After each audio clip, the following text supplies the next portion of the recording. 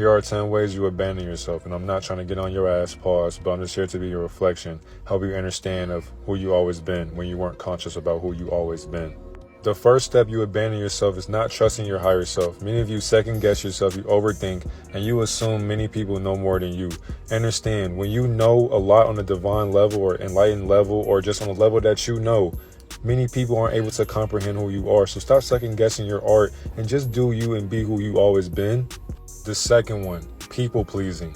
Many of you seek validation from other people when you don't even validate yourself. You need to understand that your ego matters. Their ego does not matter. You are the main character within your life. So understand, focus on you. But when people have something to say about you, it doesn't matter what they have to say because they're projecting who they are onto you. So focus on you and stop trying to please everybody. Nobody even gives a fuck about you until it's time to give a fuck about you when you're important in their life. The third one, hiding the real parts of who you always been. A lot of you will give up your goals and your interests and you won't even share your feelings to people that really do care about you. So when you keep these things bottled in, you're not being true to who you are. So when it's time for you to really vent and express who you are, you're going to explode and nobody's going to fuck with you because they're going to think you're a maniac. Tighten up. The fourth one, self-criticizing yourself and judging yourself for everything good and bad that you do. Understand, if you ever felt like you're never good enough, you are lying to yourself. Understand, when it comes to this type of shit, it is your ego playing tricks on you. You got to understand, most of your thoughts are literally not your thoughts. Really think about that. Most of your thoughts are not your thoughts. Your mind will lie to you, and it's a part of you.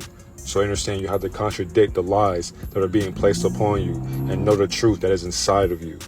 The fifth one is not honoring the needs that are important to you.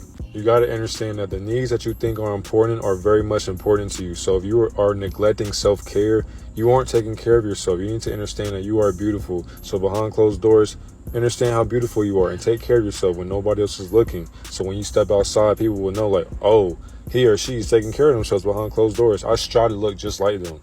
Number 6, suppressing your feelings. A lot of you do this by trying to hide in denial, by eating junk food all the time, by doing drugs, by doing things that aren't important to you. You have to come to terms with your demons and you have to face them face on. Because understand, when you face your demons, you are facing the shadow side of who you are trying to hide behind, which is still you.